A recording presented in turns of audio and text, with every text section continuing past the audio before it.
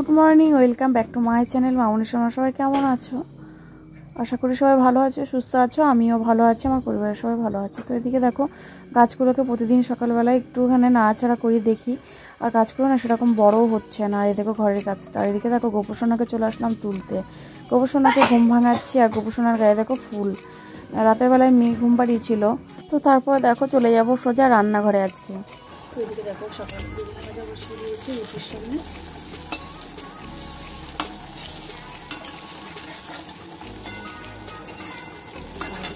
ভালো বসে গেছে। আর এখানে দেখো আলু কেটে নিয়েছি, লঙ্কা আদা আছে মাছের জন্য, ভোলা মাছ হবে। তো সকালে একবার চা হয়ে গেছে জানো তো, এটা দ্বিতীয়বার চা হচ্ছে।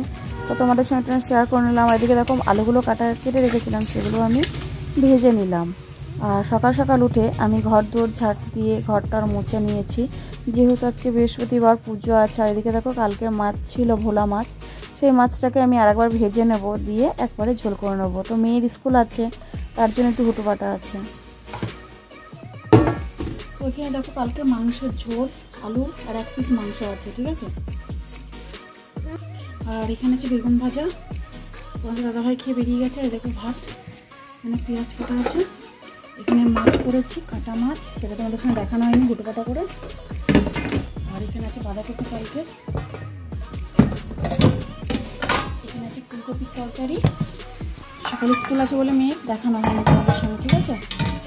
আর এখানে আছে দেখো মাছ, ভোলা মাছ। এই যে আজকের মেনু সকালে, ঠিক আছে। এখানে তো দেখো আমি স্নান করে নিয়েছি। আর সকালে তো ফার্স্টে আমি আগে রান্নাঘরে চলে গেছি, ঘরের কাছে কিছু কিছু হয়েছিল, আর রান্নাঘরে চলে গেছি। চলো এখন যাবো মেয়েকে স্কুল দিতে, ঠিক আছে। আজকে হচ্ছে বই দেবে, তো সোনা মা খাচ্ছে ওদিকে। আর আজকে তো অনেকগুলোই রান্না হয়ে গেছে, প্লাস কালকে তরকারি ছিল, মাংসের তরকারি ছিল, কালকে বাঁধাকপির তরকারি ছিল, আর ভোলা মাছ ভাজা ছিল, সেটা রান্না করেছে। কাটা মাছ নিয়েছিল, কাটা মাছ আমাদের দাদাভাই একটু অনেকক্ষণ বেরিয়ে গেছে, ঠিক আছে। তো আর রায় হচ্ছে বাইরে থাকছে, আমি আগে স্কুলে দিয়ে আসি, ঠিক আছে। তো অনেকক্ষণ রেডি হয়ে গেছে, দেখেছো। আর এখনো পর্দা টর্দা কিছু খুলিনি, বাড়ি আসবে এসে জামা কাপড় মেলে পর্দা টর্দা খুলে তারপরে কাজে যাচ্ছে। চলো টাটা।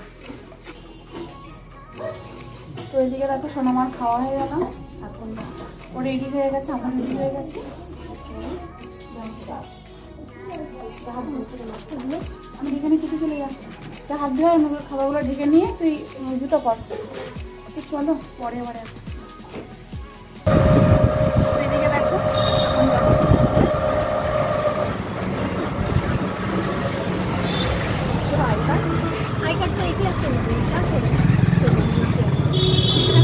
তারপরে মেয়েকে স্কুলে ঢুকিয়ে দিয়ে আর আমি এদিকে পুজোর বাজারটা করে নিলাম, কারণ তোমাদের দাদাভাই আস্তে আস্তে সন্ধ্যা লেগে যাবে, তার জন্য পুজোর বাজারটা নিয়ে আমি একবারে পুজোটা করে নেবো। মেয়েকে স্কুলে দিয়ে তারপরে বাড়ি চলে যাব।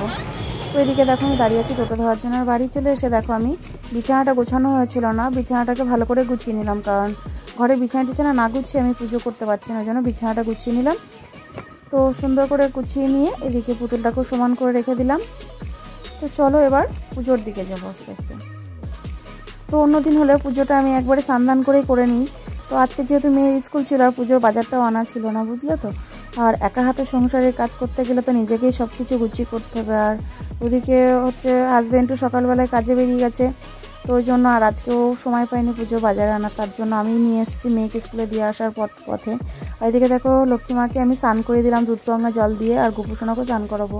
তারপরে চলে আসলাম এদিকে লক্ষ্মী ঠাকুরটাকে শাড়ি পরানোর জন্য। আর এদিকে দেখো শাড়িটাকে খুব সুন্দর করে পরানোর চেষ্টা করছিলাম। তো তোমাদের কেমন লাগছে অবশ্যই কিন্তু কমেন্ট করে বলো। আর এদিকে দেখো চুলটাকেও টাইট করে বেশ পরিয়ে দিলাম, আর এদিকে মার গহনাগুলোও পরিয়ে দিচ্ছি। তো ঠাকুরের জন্য হচ্ছে দুটো মালা নিয়ে আসা হয়েছিল, একটা হচ্ছে কৃষ্ণ ঠাকুরের জন্য, একটা হচ্ছে লক্ষ্মী ঠাকুরের জন্য। তো লক্ষ্মী ঠাকুরটাকে সিংহাসনে বসিয়ে দিলাম। আর এবার দেখো গোপুসোনাকেও স্নান করিয়ে দিচ্ছি। গোপুসোনা তো বলছে মা গো মা আমার খুব ঠান্ডা লাগছে, তাড়াতাড়ি আমায় তোলো। তো এই যে দেখো বুঝতে পারছো শীতকালে প্রচণ্ড কষ্ট হচ্ছে আমার গোপুসোনার। তো গোপুসোনাকে আমি এখন স্নান করিয়ে তুলে নিচ্ছি, এবার সিংহাসনে বসিয়ে দিয়েছি। আর এদিকে দেখো আমার পুজোটাও কিন্তু প্রায় হয়ে এসছে, আমি এখানে আরতি করছিলাম, তারপর তো পাঁচালি পড়বো। আর এদিকে আমার মেয়ে বলছে মা চলো ছাদে চলো, রোদ্দুরে চলো। তো এই যে দেখো চলে এসছে আমরা ছাদে। এই ঘাসগুলো তুলে দেবা। ফুল গাছ পিঁপড়ে হয়ে গেছে তো, ছোলা দিয়েছিল, ছোলা গাছ হওয়ার জন্য এখানে মাটি দিয়ে পুরো খুঁড়ে আবার বসাতে হবে। এ দেখো ভাই গাছ হয়েছে, ফুল গাছ। কি ফুল গাছ এটা? ফুল হচ্ছে রক্তগাঁদা ফুল। এটা গাছ এই যে সেই ওই একটু হালকা হালকা লাল লাল ফুল হয় না, হ্যাঁ ওই চকলেট চকলেট মতন, ওইগুলো খুব। তারপর দেখো আমরা মা মেয়ে দুজনেই একটু রোদ্দুরে আসলাম। আর রোদ্দুরে আসলে বেশ ভালো লাগে জানো তো বসতে। ছোটোবেলায় আগে কী করতাম জানো তো, মা হচ্ছে যখন লেপ কাঁথা রোদ্দুরে দিত না শীতকালে, তখন ওই লেপ কাঁথার মধ্যে আমি কিছুক্ষণ ঘুমিয়ে পড়তাম, মানে শুয়ে থাকতাম। তারপর তো এদিকে দেখো আমি জামা কাপড়গুলো মেলে নিচ্ছে, আর সব ছাদে বুঝতে পারছো লোক আছে, আর সবাই জামা কাপড় মেলছে। তো তাড়াতাড়ি মেললে কি হয়, তাড়াতাড়ি জামা কাপড়গুলো একটু শুকিয়ে যায়। শীতের বেলা তো প্রচণ্ড হচ্ছে রোদের তাপ নেই, তো ওই জন্য আর কি প্রচণ্ড রোদের তাপ থাকলে তো বেশিক্ষণ লাগে না শুকাতে। আর গরমকালে এটা মানে গরমকালে বেশিক্ষণ লাগে না শুকাতে, মোটামুটি আধ ঘন্টা দিলে জামা কাপড়গুলো সব শুকিয়ে যায়। ওটা তো শীতকাল বুঝতেই পারছো। তো সমস্ত জামা কাপড়গুলো কেচে ধুয়ে একবারে রেখে গেছিলাম স্নান করে, তো এসে আমি এগুলো মেলছি এখন। আর এদিকে মাম্মাম হচ্ছে কী করছে জানো, মাম্মাম হচ্ছে এখন ওই গাছে যে ঘাসগুলো হয়েছিল না টবে, গাছে বলছি মানে টবে যে ঘাস হয়েছিল সেগুলো এখনও বসে বসে হাত দিয়েছি। আর ওকে আমি যত বারণ করছি ও সেইগুলোই করছে। বলছে মা টবটা পরিষ্কার করে নিই, তো আমি বললাম পরে আমি কেটে নেব। তো ও কিছুতেই করছে না, শুনছে না, ওইগুলোই করছে। এদিকে দেখো আমি মেলছি আর মেয়ের সঙ্গে কথা বলছি। তো জানো তো দুইজন মিলে বেশ ছাদে অনেকক্ষণ সময়ই কাটালাম। আর একটু শীতকালে ছাদে দাঁড়াতে বেশ ভালোই লাগে। তারপরে তো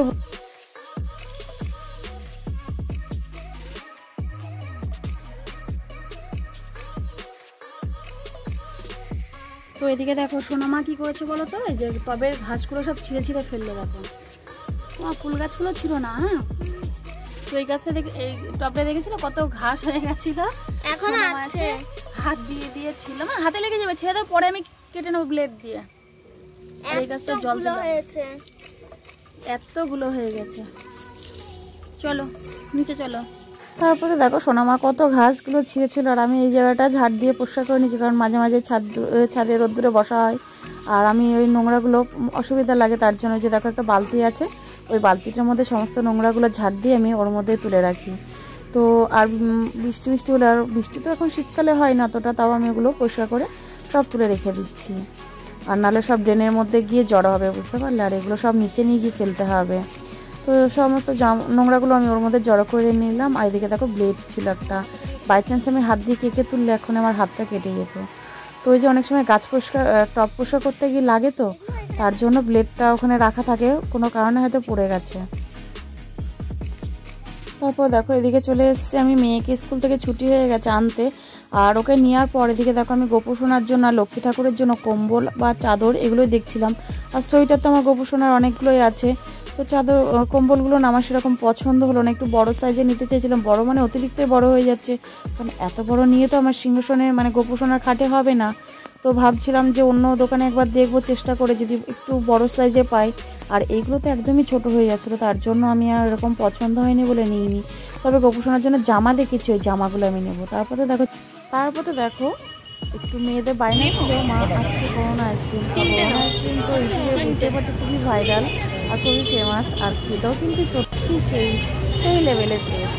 তো এর আগের দিন খেয়েছিলাম অন্যগুলো একটু দামিগুলো, আর আজকে ছিল 5 টাকারগুলো। তো 5 টাকারগুলো একটু ট্রাই করবো বলে একটু নিয়ে নিলাম। তো অন্য ধরনের কালারের আছে, তো সেগুলো না নিয়ে ভাবলাম 3টে নিই, এক কালারের। তো জানো তো দারুণ কিন্তু আইসক্রিমগুলো, এর আগের দিন আমি খেয়েছিলাম, আমি খেতে পারিনি। তো আজকের রিভিউটা অবশ্যই তোমাদের সঙ্গে দেবো। আর কী হলো আইসক্রিমটা খেতে গিয়ে, আমি তখন ভয়েস ওভার দিচ্ছি, আইসক্রিমটা খেতে গিয়ে কী হলো একবার তোমরা শুধু সিনটা দেখো। কথাই আছে না, ভাগ্যে না থাকলে কিছু জোটে না, তাই আমার অবস্থা তাই হয়ে যায়। এদিকে দেখো মন্দিরের সামনে এসে আমি ঠাকুর প্রণাম করছিলাম, আর সোনামা হচ্ছে ঠাকুরের মন্দিরে একটু ছবিটা নিয়েছে, আর ঠাকুরের ছবিটা মা জগদ্ধাত্রী মায়ের। তো তোমরা সবাই তো চেনো ঠাকুরের মন্দিরটা। আর এদিকে দেখো আমরা এখন আইসক্রিমটা খাবো বলে ঠাকুরের মন্দিরের সামনেই কিন্তু দাঁড়িয়ে আছি, ঠিক আছে। তো চলো এবার দেখো ঘটনাটা কি ঘটে একটু দেখতে থাকো। তো এইগুলো 5 টাকা করে আইসক্রিম, জানো তো, কিন্তু খেতে কিন্তু দুর্দান্ত। যেহেতু আমি খেয়েছি, এটা রিভিউ তোমাদের বলে দিলাম। আর এটা যেহেতু ভয়েস ওভার দিচ্ছি, বুঝতেই পারছো পুরো মনে হচ্ছে সাবান, জানো তো। এরকম ভাব সাবানগুলো কিন্তু ট্রেনে পাওয়া যায়, বেশিরভাগ দূরপাল্লার ট্রেনে।